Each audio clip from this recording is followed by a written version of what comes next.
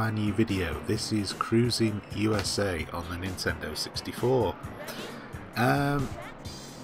This is essentially just a racing game which takes part across different states and cities and towns or whatever in the United States. I quite like the concept of that idea, sort of a trans-American road race. It was attempted by Outrun in Turbo Outrun, but I've got a video of that that'll be coming up soon, hopefully, and where that didn't really work out quite how I think Sega would have wanted it to. Certainly on the Sega Mega Drive anyway, it wasn't particularly good. This, however, I quite like. At first you think to yourself, what on earth's going on here? And there's probably the potential to feel that this isn't a particularly good game, but if you persevere with it and get used to the control system, you'll find that it's actually a really, really good racing game. I like the fact that you can smack the other cars off the road. There's a lot of racing games whereby when you hit another car, you are sort of instantly disadvantaged, as in the other car, you know, just carries on as normal.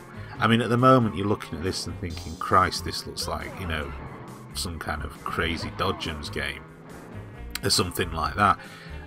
No, it's a mixture of bad driving on my part and a genuine problem that I encountered with the Nintendo 64 controller's analog stick. Now, anybody who's got an N64 or had an N64 for any period of time will know that the original analog controller that was in the N64 pad was prone to wearing, and over time the actual plastic components within the pad would wear to the point where the analog stick just became a real pain in the arse to try and use. Now, subsequently ordered a replacement analog stick part for the controller. You can actually replace them, and it's relatively straightforward. You just need to open the pad and pop out the old analog stick unit and replace the unit with the new one. And the new one I've got is it's a redesign.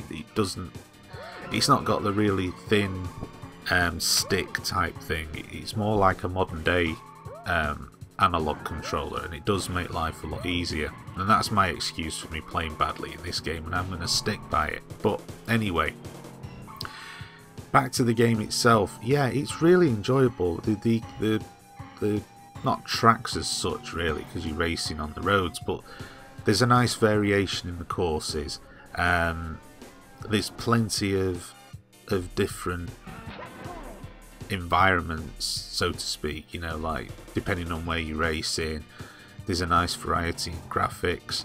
There's a little bit of the old sort of Nintendo pop-in fogging distance type thing going on, but it's not really that bad, to be perfectly honest with you. And you know, it was kind of par for the course with the Nintendo 64 anyway, so it's not something that particularly annoys me or gets on my nerves. Certainly not as much as crashing into the other cars. That is something that can get a little bit annoying at times. There is plenty of other traffic on the road, and the cars can come at you at quite a considerable pace, so you do need to be on your toes in order to get through the level and win the race. But it is possible. I mean, as you can see here, you can crash a few times and still be able to catch up and overtake the other drivers.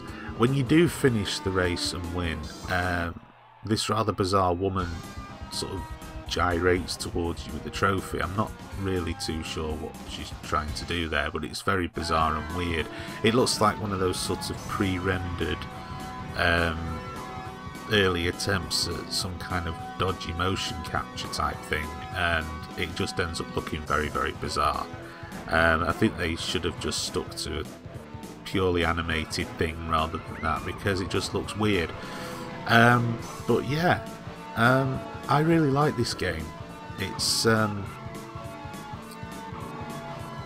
kind of a bit unique for me in terms of the racing games. It does actually, it does what it says on the tin type of thing, to coin another phrase, in that, you know, you do feel like you're driving through different parts of the United States, and there have been many other games which have claimed that's what you're doing, but when you actually play the game, there's not a whole lot of variety. And as I say, I mean, you know, you do feel like, oh yeah, this is a particular area, and you know, there might be a landmark or something like that that's quite familiar, which, you know, sort of lets you know that is the right area. And when, as I say, when I do the Turbo Outrun video, you'll see that the areas which it claims you're racing in, certainly on the Mega Drive version, don't necessarily have any resemblance at all to reality. So yeah, that's it for this video. Thank you very much for watching. Check out Cruisin USA on the N64, it's well worth it. And thank you for watching, and please stay tuned to my channel for more videos to come.